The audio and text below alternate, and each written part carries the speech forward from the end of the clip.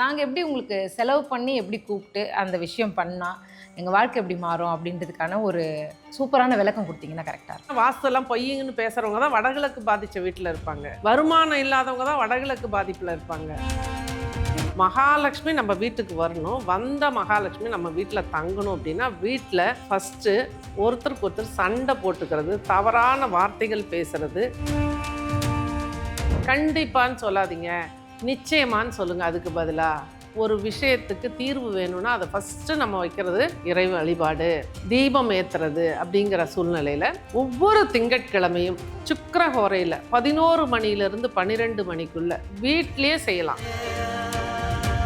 எல்லாமே சரியாகவே இருந்தால் கூட வீட்டுக்குள்ளே பொருட்களை நிறைய டம்ப் பண்ணிங்க அப்படின்னா அந்த இடத்துல வாஸ்து வேலை செய்யாது. ஏன்னா இது ஒரு சயின்ஸ், ஒரு சர்க்கியூட். இப்போ வடகிழக்கு பாதிச்சிருக்கு அப்படின்னா ஜென்ரலாக நம்ம சொல்லக்கூடியது திருவொற்றியூர் வடிவுடையம்மன் கோவிலுக்கு போங்க. இப்போ சென்னை இல்லாமல் வெளியூரில் இருக்கீங்களா, அந்த அம்பாலோட ஒரு படத்தை ஒன்று டவுன்லோட் பண்ணி வச்சு 2 பேரும் பயங்கரமாக சண்டை போட்டுகிட்டே இருக்கீங்களா, ஹஸ்பண்ட் அண்ட் ஒய்ஃபு, உங்கள் வீட்டோட தென்மேற்கை செக் பண்ணுங்கள். அக்கா தம்பி அண்ணன் தங்கச்சி அப்படின்னு குடும்ப உறவுகளுக்குள்ள சொத்து பிரச்சனை ஓடிட்டு இருக்கா. உங்க வீட்டோட வடமேற்க செப்டிக் டேங்கை மாற்றியே எத்தனையோ இடங்கள்ல குழந்தை கிடைச்சிருக்கு. பக்கத்து வீடுகள் இருந்து உங்க தளத்தை விட பள்ளமா இருந்தது அப்படின்னாலும் அங்க தென்மேற்கு பிரச்சனை வரும். கட்டிடத்துக்கு ஆபத்து, ஒரு அரசன் செடி வளரும். ஏப்பா நீ உங்க வீடு தப்பா இருந்தா தான்ப்பா நீ அரசியல்வாதியே ஆக முடியும். சரியா இருக்கிற வீட்டை அவங்களுக்கு சரியான வீட்டுல இருக்கிறவங்க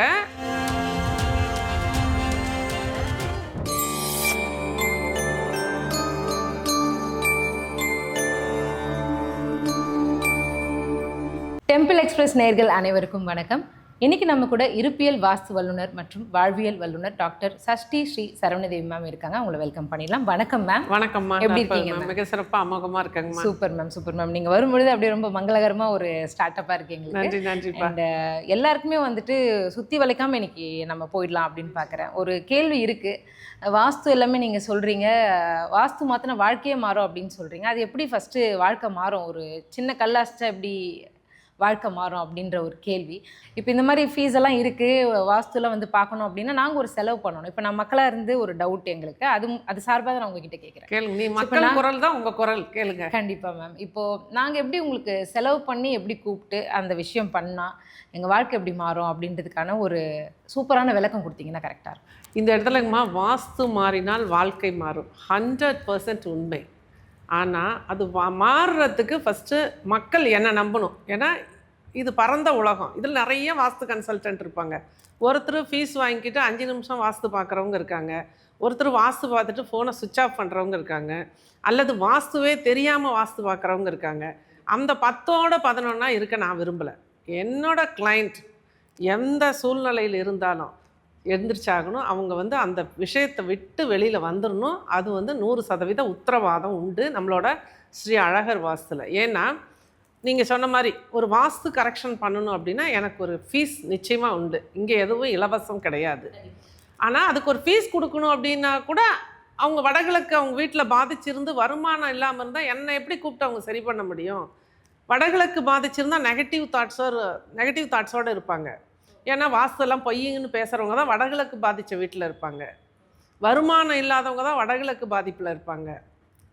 இந்த மாதிரி நிறைய விஷயங்களை ஒவ்வொரு 22 டிகிரிக்கும் 1000 விஷயங்கள் விதிகள் இருக்குது. எல்லாத்தையுமே நம்ம பார்க்கணும் ஒவ்வொரு இடத்துலையுமே. அப்போ அந்த விதத்தில் வாஸ்துவை நான் கரெக்ட் பண்ணுறேன். ஆனால் கொஞ்சம் எனக்கு டைம் ஆகும்.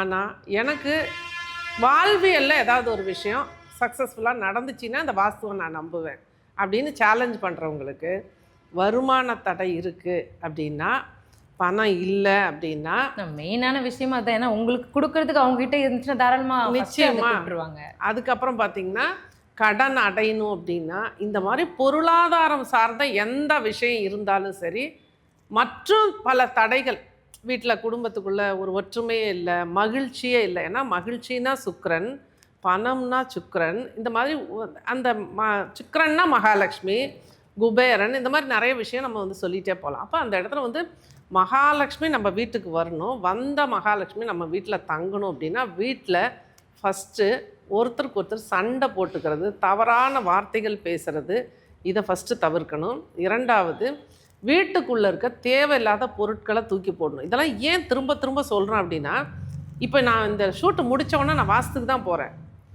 ஆனால் என்னென்னா அங்கே வாஸ்து பார்க்கறதுக்கு முன்னாடி அந்த வீட்டுக்குள்ளே சில வீடுகளில் காலே வைக்க முடியறதில்ல. அவ்வளோ டஸ்ட்டாக வச்சுக்கிட்டு ஏன் வாஸ்து பார்க்குறீங்க? ஃபஸ்ட்டு வீட்டை வந்து சுத்தம் பண்ணுங்கள். எத்தனை வீடியோவில் சொல்லியாச்சு. நம்ம முன்னோர்கள் என்ன பண்ணாங்க, ஒவ்வொரு பொங்கலுக்கும் பழையன கழிதலும் புதியன புகுதலும்னு சொல்லிட்டு மண் சட்டியில் தான் சமைப்பாங்க. சட்டி பானையெல்லாம் மாற்றுவாங்க. ப்ளஸ் வந்து வீட்டுக்கு வெள்ளை அடிப்பாங்க. வீட்டுக்கு வந்து சாணம் போட்டு வீட்டை வந்து மெழுகி விடுவாங்க. இந்த மாதிரி நிறைய விஷயங்களை பண்ணாங்க முன்னோர்கள். ஆரோக்கியமாக இருந்தாங்க, நிம்மதியாக இருந்தாங்க.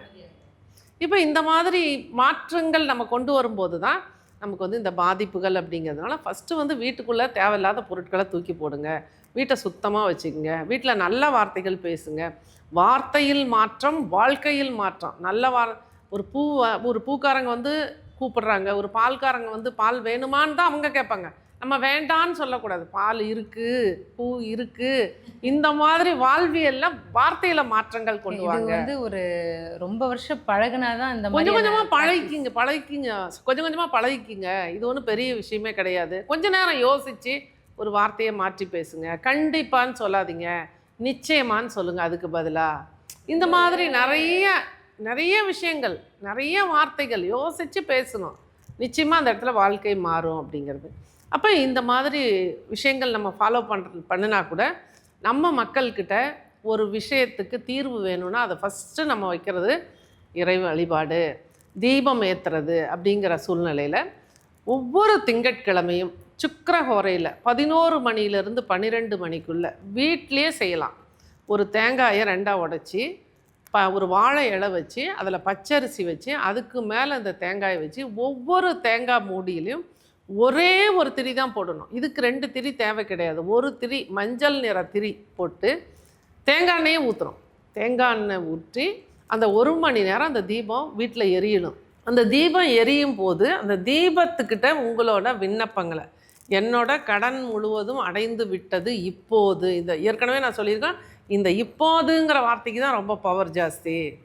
முடிஞ்ச நல்லதாக நடந்துடுச்சு, எனக்கு வேணும்னு கேட்குறத விட நடந்து முடிஞ்ச மாதிரி ஒரு விஷயத்தை பற்றி நம்ம நினைக்கிறதும் அதை அடிக்கடி நம்ம சொல்கிறதும் வந்து இந்த யூனிவர்ஸ் வந்து இம்மீடியட்டாக ரிசல்ட் கொடுக்கும்.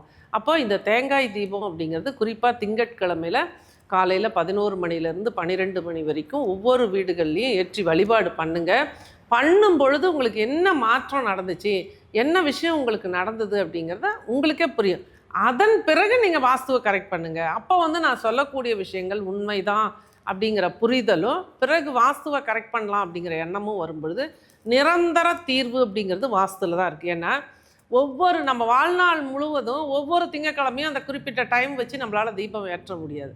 அப்போ நிரந்தர தீர்வு அப்படிங்கிறது உங்கள் வீட்டோட வடகிழக்கை சரி பண்ணிட்டீங்கன்னா வருமானம் வர ஆரம்பிச்சிடும். தென்மேற்கை சரி பண்ணிட்டீங்க அப்படின்னா வந்த பணம் தங்கும் அப்படிங்கிற விஷயத்தை புரிஞ்சுக்கிட்டு எளிமையாக இந்த சிம்பிளாக இந்த வழிபாடை பண்ணும் பொழுது வாஸ்து மாற்றம் அப்படிங்கிறது நிச்சயமாக உறுதி. இதில் நிறைய விஷயங்கள் வந்து ஒவ்வொன்றும் நம்ம வந்து சுற்றி வந்து நமக்கு வந்து சமிக்ஜை கொடுத்துட்டே இருக்கும். சனியின் தாக்கம் அதிகமாக இருந்தால் ஒரு சிம்பிள் டெக்னிக், வாசனை திரவியங்களை அதிகமாக பயன்படுத்துகிறோம். வாசனை திரவியங்கள்லாம் நிறையா போய் சென்டெல்லாம் பல ஆயிரக்கணக்கில் போட்டு நான் வாங்க சொல்லலை. குறைந்தபட்சம் ஒரு 150-100 அந்த ரேஞ்சில் ஒரே ஒரு அத்தர், ஒன்றா வந்து சந்தன அத்தர் அல்லது ரோஸ் அத்தர், ஏதாவது ஒன்று வாங்கினா போதும். இது வாங்கி டெய்லி உங்கள் கையில் பூசிக்கலாம். அல்லது கையில் வந்து இந்த இடம் வந்து சுக்கிரன் மேடுன்னு சொல்லுவாங்க, இந்த இடத்துல பூசிக்கலாம். இதெல்லாம் பணவரவுக்கு உண்டான விஷயங்கள். இந்த மாதிரி பூசிக்கலாம். ப்ளஸ் வந்து காதுக்கு பின்னாடி வைக்கலாம். இதெல்லாம் வந்து ஒரு பாசிட்டிவிட்டி. ஒவ்வொரு சக்கராவையும், அதாவது உடம்புல உள்ள 11 சக்கரங்கள் மேஜர் சக்கராஸ், இதெல்லாம் மைனர் சக்கராஸ்ன்னு சொல்லுவாங்க. காதுக்கு பின்னாடி இருக்கிறது, உள்ளங்கையில் இருக்கிறது, எல்லாத்துக்குமே ஒவ்வொரு வேலை இருக்குது. இப்போ இந்த மாதிரி சின்ன டிப்ஸ், சனியோட தாக்கம் நீங்கணும். இப்போ பற்றி நம்ம பேசுறதுக்கு 1008 ஜோதிட பரிகாரங்கள் இருக்கு. ஆமாம், இதெல்லாம் வந்து சமிக்ஜை. ஒரு வாஸ்து பார்க்க போகும்போது என்ன சகுனங்கள் நமக்கு வருது அப்படின்னு பார்த்து அங்கே வந்து அங்கே போகிறதுக்கு முன்னாடி அந்த வீட்டில் என்ன பிரச்சனை இருக்குது அப்படின்னு சொல்லி நம்மளால் சொல்ல முடியும். இது வந்து இதில் எக்ஸ்பர்ட் அப்படின்னா நம்மளோட குருநாதர் டாக்டர் ரவிரமணா சார் தான். எக்ஸலண்ட்டாக பிடிப்பார். சகுன நிமித்தம் போகும்போது இதுதாம்மா அப்படின்னு சொன்னாருன்னா அங்கே போய் பார்த்தீங்கன்னா அப்படியே அவங்க அப்படியே கண்ணீர் விட்டு கதறுவாங்க, சொல்லுவாங்க. ஒரு சகுனத்துக்கும் அத்தனை ஒவ்வொரு இந்த திசை பாதிக்கப்பட்டிருக்குன்னு சொல்ல முடியும். நம்ம ஒரு வீட்டுக்கு வாஸ்து போகும்போது நமக்கு என்னென்ன சகுனங்கள் வருதோ அதை வச்சு அந்த வீட்டில் என்ன பாதிப்பு இருக்குன்னு நம்மளால சொல்ல முடியும். வீட்டுக்கு போகிறதுக்கு முன்னாடி அவங்க ஒன்றுமே சொல்ல வேணாம். அங்கே போய் நம்ம காம்பஸ் பார்க்கறதுக்கு முன்னாடி, நம்ம மெஷர்மெண்ட் எடுக்கிறதுக்கு முன்னாடி, அவங்க வீட்டுக்கு அவங்கக்கிட்ட நம்ம டிஸ்கஸ் பண்ணுறதுக்கு முன்னாடி அந்த வீட்டில் என்ன பிரச்சனைன்னு நம்மளால் கரெக்டாக பிடிக்க முடியும். அதுக்குண்டான கரெக்ஷன்ஸையும் நம்ம சொன்னாலுமே கூட யாருமே 100க்கு 100 பேர் வாஸ்து பார்க்குறாங்க அப்படின்னா 10 பேர் வாஸ்து கரெக்ஷன் பண்ண மாட்டாங்க. ஏன்னா அது இடிக்கணும் உடைக்கணும் அப்படிங்கிற பயம் ஒன்று இருக்குது, அதுக்கு ஒரு செலவாகுங்கிற பயம் ஒன்று இருக்குது, அதுக்கு எல்லாம் வீட்டில் எல்லோரும் ஒட்டுமொத்த நபர்களும் உதவி செய்யணும், ஒத்துக்கணும் அப்படிங்கிற ஒரு விஷயம் இருக்குது. அப்போ இது ஏதாவது ஒரு விஷயத்தில் தடையை உருவாக்கிறோம். இந்த கிரகங்களை நம்ம சமாதானப்படுத்தி நம்ம ஒரு சில விஷயங்களை பண்ணும்போது தான் கிரகங்கள் நமக்கு வழிவிடும். ஏன்னா காலம் கிரகங்களின் கையில். அப்போ இந்த மாதிரி சின்ன சின்ன விஷயங்களை நம்ம எடுத்துட்டு போகும்போது இந்த மாதிரி ரொம்ப வீடெல்லாம் பண்ண முடியல, வாசனை திரவியங்களை கொஞ்சம் பயன்படுத்தி பாருங்கள். ஒரு ரோஸ் அத்தரோ ஒரு சந்தன அத்தரோ வாங்கி ஒரு 10 நாள் பண்ணும் பொழுது உங்களுக்கு அந்த வீட்டை க்ளீன் பண்ணணுங்கிற அந்த எனர்ஜி உங்களுக்கு சேஞ்ச் ஆகும்போது ஆட்டோமேட்டிக்காக நீங்கள் ஒவ்வொரு ரூமாக க்ளீன் பண்ண ஆரம்பிச்சிருங்க. ஒட்டுமொத்த வீடும் என்றைக்கு சுத்தமாக வச்சுருக்கீங்களோ, என்றைக்கு வீட்டில் வெயிட் அதிகம் இல்லாமல் ரொம்ப லேசாக இருக்கணும் வீடு. ஒரு சின்ன குட்டி வீட்டுக்குள்ளே கட்டில் கடியிலேருந்து எல்லாமே அடைச்சி வச்சுருப்பாங்க, அங்கே நிச்சயமாக நல்லது நடக்க வாய்ப்பே கிடையாது. இது எனர்ஜி சரியாக இருந்துமே எல்லாமே சரியாகவே இருந்தால் கூட வீட்டுக்குள்ளே பொருட்களை நிறைய டம்ப் பண்ணிங்க அப்படின்னா அந்த இடத்துல வாஸ்து வேலை செய்யாது. ஏன்னா இது ஒரு சயின்ஸ், ஒரு சர்க்கியூட்டு, கண்ணுக்கு தெரியாத ஒரு கரண்ட்டு மாதிரி வீட்டை சுற்றி வரக்கூடிய இந்த சர்க்கியூட்டு நீங்கள் போட்டு எல்லா பொருட்களையும் போட்டு வரைகிழக்கில் போட்டு அடைச்சி வச்சுருந்தீங்கன்னா எங்கேருந்து உங்களுக்கு எனர்ஜி சர்க்குலேட் ஆகும், எப்படி உங்களுக்கு நல்லது நடக்கும் அப்படிங்கிற புரிதலை ஃபஸ்ட்டு மக்கள்கிட்ட உட்காந்து பேசணும். கிளைண்ட்டுக்கிட்ட நல்லா பேசி அவங்கள கன்வின்ஸ் பண்ணி அவங்களுக்கு நல்ல விஷயங்கள் நடக்கணும்னா இதெல்லாம் நீங்கள் பண்ணணும்னு சொல்லி ரொம்ப சிம்பிளாக நம்ம அவங்களோட ஈக்குவலாக நம்ம பெரிய இது மாதிரிலாம் நம்ம பண்ணிக்கக்கூடாது. அவசரமாக வாஸ்து பார்க்கக்கூடாது. கரெக்டாக அவங்களுக்கு உண்டான தீர்வை முழுமையாக எழுதி கொடுத்துட்டு அவங்க அதிலேருந்து வெளிவருவதற்கு உண்டான சின்ன சின்ன இந்த மாதிரி டிப்ஸு, தீபம் போடுறது. உதாரணத்துக்கு இப்போ வடகிழக்கு பாதிச்சிருக்கு அப்படின்னா ஜென்ரலாக நம்ம சொல்லக்கூடியது திருவொற்றியூர் வடிவுடையம்மன் கோவிலுக்கு போங்க. வெளியில் இப்போ சென்னை இல்லாமல் வெளியூரில் இருக்கீங்களா, அந்த அம்பாலோட ஒரு படத்தை ஒன்று டவுன்லோட் பண்ணி வச்சு அந்த அம்பாளுக்கு முன்னாடி கூட இந்த தேங்காய் தீபம் போடுங்க, உங்கள் வீட்டோட வடகிழக்கு பிரச்சனை தீரும். மேம் இப்போ நீங்கள் சொன்ன மாதிரி வடகிழக்குக்கும் அந்த திருவொற்றியூர் வடிவுடைய அம்மனுக்கும் ஏதாச்சும் கனெக்ஷன் இருக்குங்க? நிச்சயமாக இருக்குங்கம்மா. வடகிழக்கு சார்ந்த விஷயங்களுக்கு வடிவுடையம்மனை வழிபட்டால் தீர்வு கிடைக்கும் அப்படின்னு சொல்லிட்டு என்னோட இன்னொரு குருநாதர் சொன்ன ஒரு விஷயம். இது நான் எதுவுமே கண்டுபிடிச்சது கிடையாது, அதை கொண்டு போய் மக்கள்கிட்ட இம்ப்ளிமெண்ட் பண்ணுறேன். வடகிழக்கான ரிசல்ட் இருக்குது. அப்போ நம்ம நம்பி தான் ஆகணும். கண்டிப்பாக ரிசல்ட் இருக்கும்போது நீங்கள் இதை ரெகுலராக அப்புறம் எல்லாருக்குமே நம்ம சொல்ல ஆரம்பிச்சிடறோம். இது நான் கண்டுபிடிச்ச விஷயங்கள் கிடையாது. இப்போ இந்த சகுனத்தை பற்றி பேசணும் இல்லைங்களா, இது எல்லாமே பல குருமார்கள்கிட்ட கற்றுக்கொண்ட விஷயத்த எனக்கு ஒரு தளம் கிடச்சிருக்கு. என்னோட கிளைண்ட்ஸ் பேஸ் பெருசு. ஏன்னா 10 ஆண்டுகளாக நான் இந்த ஃபீல்டில் இருக்கிறதுனால எனக்கு அந்த பேஸ் அப்படிங்கிறது கிளைண்ட்டு எனக்கு நிறைய பேர் இருக்கிறதுனால அவங்க எல்லாருக்கும் ஒரு சின்ன சின்ன வாஸ்துவே கரெக்ட் பண்ண பிறகு கூட ஒரு பிரச்சனை வரும். பிரச்சனையே வராது அப்படின்னு நம்ம சொல்ல முடியாது. அப்போ பிரச்சனை வர்றவங்களுக்கு கம்மியாக இருக்கும். ஆமாம், அவங்களுக்கு அதுக்கு தீர்வு கொடுக்கறது என்னோட பொறுப்பு. கண்டிப்பாக நான் என்ன வாட்ஸ்அப் குரூப் வச்சுருக்கேன். அதுக்கப்புறம் ஃபாலோப்பில் இருக்கும்போது அதுக்குண்டான சில விஷயங்களை நம்ம சொல்லித்தரோம். இந்த மாதிரி ஒவ்வொரு விஷயத்துக்கும், பணத்துக்குன்னா இந்த மாதிரி சொல்கிறது, ஒவ்வொரு விஷயத்துக்குமே சொல்லி கொடுக்குறேன். உதாரணத்துக்கு ஒரு வீட்டில் பணமெல்லாம் ஓரளவுக்கு இருக்குங்க, அந்த ஒரு மந்த் எண்டு வரைக்கும் கடன் வாங்காமல் குடும்பத்தை சீராக கொண்டு போகிற வாய்ப்பு இருக்குது. ஆனால் கல்யாணம் தான் பிள்ளைங்களுக்கு ஆகலை. அது ஆனோ பொண்ணோ வாஸ்து எல்லாமே சரியாக இருந்து வீட்டை சரியாக வச்சு எல்லாமே இருக்கும், ஏதோ ஒரு தடங்கள் இருந்துக்கிட்டே இருக்கும். அவங்கவுங்களோட வீட்டில் பர்சனலாக ஒரு ப்ராப்ளம் இருந்துக்கிட்டே இருக்கும். பிள்ளைங்களுக்கு கல்யாணம் நடக்கலை அப்படின்னு சொல்கிறவங்க இந்த வீடியோ பார்த்து யாருக்குமே ஒரு பிரச்சனை இருந்தே தீரும். ஏன்னா வாஸ்து நிபுணருக்கு மட்டும் வாழ்க்கையில் பிரச்சனை வராதுன்னெலாம் உத்தரவாதம் கிடையாது. டாக்டருக்கும் ஹார்ட் அட்டாக் வரும். அப்போ ஒரு வாஸ்து நிபுணர் இந்த உலகத்தில், இந்த மாயை நிறைந்த உலகத்தில் என்னென்னா, ஒரு வாஸ்து நிபுணருக்கு ஒரு வாஸ்து நிபுணர் என்ன பண்ணுவாங்கன்னா, அடுத்த வாஸ்து நிபுணரோட குடும்பத்தில் என்னென்ன பிரச்சனைகள் இருக்குன்னு அதை தூக்கிட்டு வருவாங்க. இன்னும் பெரிய அறிஞர்கள் மாதிரி யாராலையும் ஒன்றும் பண்ண முடியாது. யாராக இருந்தாலும் சட்டம் ஒன்று தான், கர்மா ஒன்று தான். என்னோட கொஸ்டின் பேப்பருக்கு நான் பதில் எழுதி தான் ஆகணும். அப்போ அந்த பிரச்சனை வரும் எல்லாருக்குமே. அந்த பிரச்சனையிலேருந்து அந்த வாஸ்து கன்சல்டன்ட் எவ்வளோ நாளில் வெளியே வந்தாங்க, அதோட இம்பேக்ட் எப்படி இருந்துச்சு, அவங்க எந்த அளவுக்கு ஜெயிச்சு வந்திருக்காங்க, ஏன் இது நடந்துச்சு அப்படிதான் பார்க்கணும் நம்ம. அப்படிதான் பார்க்கணும். இப்போ ஒருத்தவங்க 10 வருஷம் கஷ்டப்படுறாங்க அப்படின்னு. ஆனால் ஒரு வீட்டில் ஒருத்தருக்கு இது நடந்துருச்சு அப்படின்னு சொல்லி நம்ம அவங்கள ஒரு விஷயத்தை நம்ம தாழ்வாக பேசும்போது இந்த இயற்கை, இந்த பிரபஞ்சம் இன்னும் நம்மளை அடிமட்டத்துக்கு கொண்டு போயிடும். இது பல பேருக்கு நடக்கக்கூடிய விஷயம். எண்ணம் போல் வாழ்க்கை. என்னன்னா ஒரு தடவை வாஸ்து பார்த்துட்டு அதோட கட் பண்ணி விடாம அவங்கள வாழ்க்கை ஃபுல்லா வழி நடத்துறதுங்கிறது ஒரு மெயின்டெனன்ஸ் மாதிரி. நிச்சயமா மெயின்டெனன்ஸ் அவங்க கொடுத்தாங்கன்னு. நான் ஒரு வாஸ்து கரெக்ஷன் சொல்லிட்டு வந்துடுறேன். அவங்களுக்கு ஒரு டவுட் வருது, அவங்க யார்கிட்ட போய் கேட்க முடியும்? ஒரு ஜோதிடராக இருந்தாங்கன்னு வச்சுங்க, ஒரு யூடியூப்பில் போய் பார்ப்பாங்க. ஒரு 10ஆம் இடத்துல சனி இருந்தாலும் என்ன பலன் அப்படின்னு போய் பார்க்கலாம். வாஸ்துல அது பார்க்க முடியாது. யாரும் இன்னும் அந்த அளவுக்கு வெளிப்படையாக சொல்லலை. நிறைய விஷயங்கள் அதனால தான் உடைக்கிறேன். உங்கள் வீட்டில் இந்த பிரச்சனை இருக்கா, 2 பேரும் பயங்கரமாக சண்டை போட்டுகிட்டே இருக்கீங்களா, ஹஸ்பண்ட் அண்ட் ஒய்ஃபு, உங்கள் வீட்டோட தென்மேற்கை செக் பண்ணுங்கள். அக்கா தம்பி அண்ணன் தங்கச்சி அப்படின்னு குடும்ப உறவுகளுக்குள்ள சொத்து பிரச்சனை ஓடிட்டுருக்கா, உங்கள் வீட்டோட வடமேற்கை செக் பண்ணுங்க அப்படின்னு சொன்னால் நம்ம எதை பார்க்கணும்? செக் பண்ணுன்னா அந்த இடத்துல என்ன தவறுகள் இருக்கக்கூடாது அப்படிங்கிறது நிறைய விஷயம் இருக்குது. உதாரணத்துக்கு ஒரு வீட்டில் ரொம்ப நாளாக குழந்தை இல்லை, 10 வருஷம் ஆச்சு குழந்தை இல்லை. உங்கள் கரெக்டாக இருப்பியல் படி உங்கள் வீட்டை செக் பண்ணி உங்கள் வீட்டோட செப்டிக் டேங்க்கு கரெக்டாக இருக்கான்னு செக் பண்ணுங்கள். செப்டிக் டேங்கை மாற்றியே எத்தனையோ இடங்களில் குழந்தை கிடச்சிருக்கு. தவறான இடத்துல ஒரு விஷயம் இருக்கும்போது அதுக்குண்டான தவறான பலனை தான் அந்த வீடு கொடுக்குது. இப்போ நான் கணவன் மனைவிக்கு சொன்னேன் இல்லைங்களா, தென்மேற்கை செக் பண்ணுங்கன்னு. உங்கள் வீட்டோட தெற்கும் மேற்கும் உங்கள் வீட்டை விட பள்ளமாக இருக்கா? உங்கள் வீடு மெஷர் பண்ணுறதுன்றது நமக்கு தெரியாது. இல்லை, உங்கள் வீட்டுக்குள்ளேருந்து எட்டி பாருங்கள், உங்கள் காம்பவுண்டுக்குள்ளேருந்து பின்னாடி எட்டி பாருங்கள், பள்ளம் இருக்கா மேடு இருக்கான்னு பாருங்கள். அது பக்கத்து வீடு கூட இருக்கட்டும், பக்கத்து வீடு உங்கள் வீட்டு தரைதளம் உங்கள் தரைதளத்தை விட பள்ளமாக இருக்கா மேடாக இருக்கா? நிச்சயமாக உங்கள் வீட்டோட தெற்கும் மேற்கும் பக்கத்து வீடுகள் இருந்து உங்கள் தளத்தை விட பள்ளமாக இருந்தது அப்படின்னாலும் அங்கே தென்மேற்கு பிரச்சனை வரும். உங்கள் வீட்டுக்குள்ளே ஒரு போர்வெல் இருக்குது, ஒரு கிணறு இருக்குது அப்படின்னாலும் அங்கே அந்த பிரச்சனை வரும். இவ்வளோலாம் எதுக்கு? நிறையா வீடுகளில் அரசம் செடி முளைக்கும். அதுதான் ரொம்ப நாளாக சரி வீட்டில் செடி முளைக்குதுன்னு யாருமே ஃபிக்ஸ் பண்ண மாட்டாங்க. இல்லை, எடுக்கணும். அது ஃபஸ்ட்டு கட்டிடத்துக்கு ஆபத்து. ஒரு அரசன் செடி வளருது. அரசன் செடின்னா ஒரு ஆண் செடி ஒரு வீட்டில் வளர்ந்து ஒரு வீட்டை மூடுது அப்படின்னா, கணவனால் கைவிடப்பட்ட ஒரு மனைவியோ, கணவனை இழந்த ஒரு மனைவியோ, அல்லது பிள்ளைகளால் கைவிடப்பட்ட ஒரு பெண்மணியோ ஒரு ஆணோ அந்த வீட்டில் இருப்பாங்க. மன ரீதியாக சொல்கிறீங்களா இல்லை வீட்டோட அதோட அறிகுறி தான் அந்த அரசன் செடி இப்போ தான் வளர ஆரம்பிக்குது. அந்த மாதிரி ஒரு சூழ்நிலையை உங்கள் வீட்டில் உருவாக்க போகுது.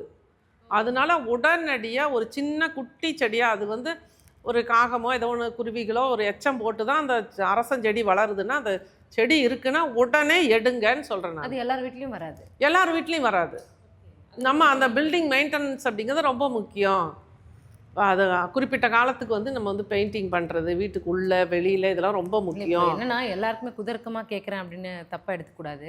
இப்போது செடி வந்துருச்சு, இப்போ நீங்கள் சொன்னீங்க இந்த வீடியோ பார்த்துட்டு நம்ம எடுத்துட்டோம் அப்படின்னா அந்த சூழ்நிலையை வரப்போகிற சுச்சுவேஷனை அது தகர்த்துருமா அப்படிங்கிற அதை எடுக்கும் பொழுது வாஸ்துவை சரி பண்ணணுங்கிற எண்ணம் உங்களுக்கு வரும். வாஸ்துப்படி உங்கள் வீட்டோட வாஸ்து தவறு தான் அதை வெளிக்காட்டுது. அப்போ அந்த இழப்பை நீங்கள் சந்திக்காமல் இருக்கணும் அப்படின்னா அந்த செடியை எடுத்துருங்க.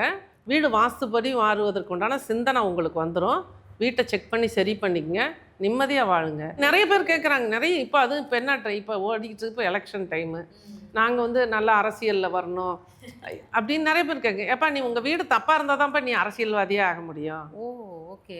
அப்போ சரியாக இருக்கிற வீட்டை அவங்களுக்கு சரியான வீட்டில் இருக்கிறவங்க நிம்மதியாக இருப்பாங்க. பணம் அளவுக்கு அதிகமாக இருக்காது. பணம் நிச்சயமாக வாஸ்து சரி பண்ணால் பணமெல்லாம் வராது. நம்ம உண்மையாக சொல்லிடலாம். வாஸ்து சரியான இடத்துல இருக்கும்போது சரியான வேலை பார்ப்பீங்க, நேர்மையான வேலை பார்ப்பீங்க. குறைவான வருமானம் வந்தால் கூட அந்த வருமானத்துக்குள்ளே சிக்கனமாக வாழக்கூடிய ஒரு வாய்ப்பை இயற்கை கொடுக்கும். ஹாப்பியாக இருப்பீங்க. பிள்ளைங்க நல்லா படிப்பாங்க. நீங்கள் நிறைய லட்சங்களை செலவு பண்ணி அவங்க படிப்புகளுக்கு நிறைய லட்சங்களை அவங்க படிப்புக்காக செலவு பண்ணுவீங்க.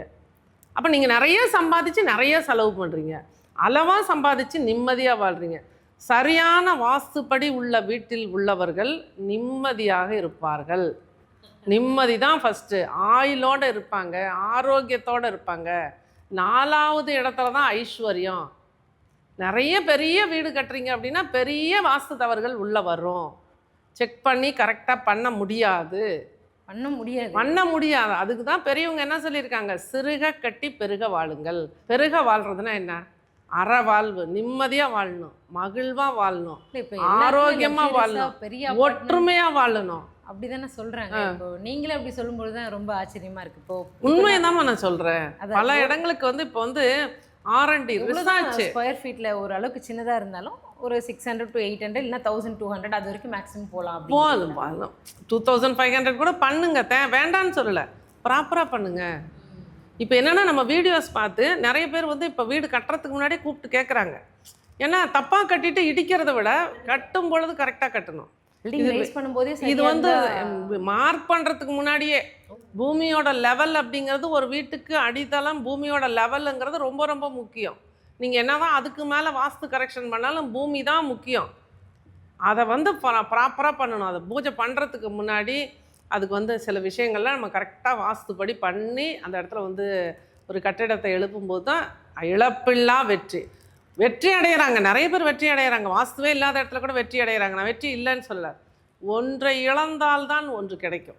அது எதுக்கு அந்த வெற்றியே தேவையில்லையே. இழப்புடன் கூடிய வெற்றிங்கிறது எதுக்கு? இழப்பில்லா வெற்றி அப்படிங்கிறது சரவணாதேவி இருப்பியல் 369 100% என்னால் கொடுக்க முடியும். அப்போ ஏன்னா சரியான வீட்டில் இருக்கிறவங்களோட சிந்தனை சரியாக இருக்கும். ஒருத்தர் ஜெயிக்கல, ஒரு வீட்டில் வந்து ஒருத்தர் ஜெயிக்கலை, அவங்களுக்கு நிறைய பிரச்சனைகள் இருக்குன்னா அவங்க பாருங்கள் நெகட்டிவ் தாட்ஸோடு தான் இருப்பாங்க. அவங்க பேசுகிறதே நீங்கள் ஒருத்தர்கிட்ட பணம் இல்லைன்னு வச்சுக்கோங்க, நிறையா கடன் இருக்காங்களா, அவங்க பேசுகிறத நீங்கள் கவனிச்சிங்களா தெரியும். இல்லை அவங்க என்ன தெரியுமா சொல்லுவாங்க, பணமெல்லாம் ஒரு பெரிய விஷயம் இல்லை அப்படின்னு ஃபஸ்ட்டு சொல்லுவாங்க. அப்புறம் பணக்காரங்களாம் நல்லவங்களா அப்படின்னு அடுத்தது கேட்பாங்க.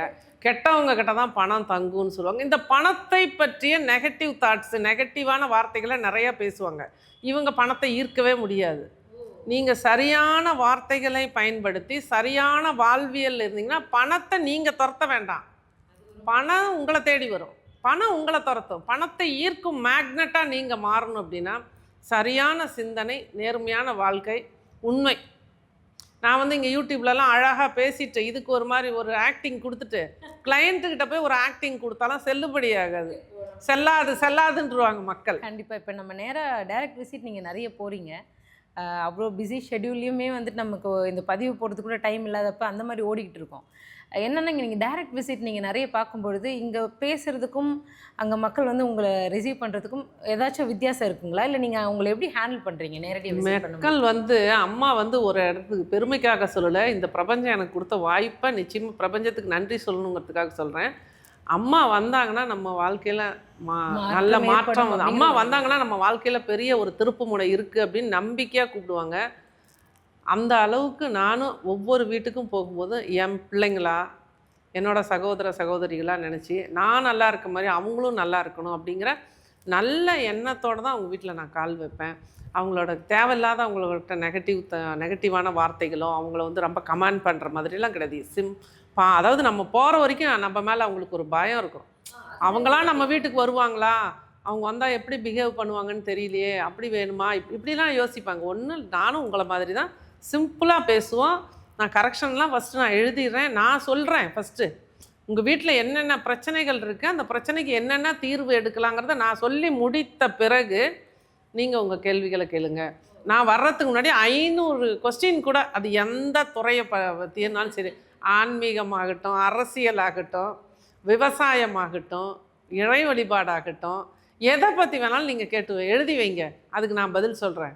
அந்த அளவுக்கு எனக்கு வந்து இறைவன் ஒரு சிற்றறிவை கொடுத்துருக்காரு. நான் எல்லாமே உங்களுக்கு சொல்லித்தரேன், நீங்கள் எதுக்குமே கவலைப்படாதீங்க அப்படிங்கிற ஒரு விஷயத்தை முன்வைக்கும்போது பிள்ளைங்களும் அந்த மாதிரி ஒரு பாசத்தோட அம்மா வந்தால் நம்மளுக்கு சரியாயிருங்கிற நம்பிக்கையே இந்த பிரபஞ்சம் எனக்கு கிடச்சிருக்குங்கம்மா. பணம் பொருள் அப்படிங்கிறது நிச்சயமாக ஒருத்தரோட வாழ்க்கைக்கு ரொம்ப ரொம்ப தேவை, அது இல்லைன்னு சொல்ல மாட்டேன். அதை விட எல்லாருக்கும் கிடைக்காத ஒரு விஷயம் என்னென்னா பேர் புகழ். அது வந்து இந்த துறையில் இறைவன் அருளாலையும் என்னோடய குலதெய்வத்தோட ஆசீர்வாதத்திலும் என்னோட பெற்றோரோட அனுகிரகத்தினாலேயும் நிச்சயமாக கிடைச்சிருக்குங்க.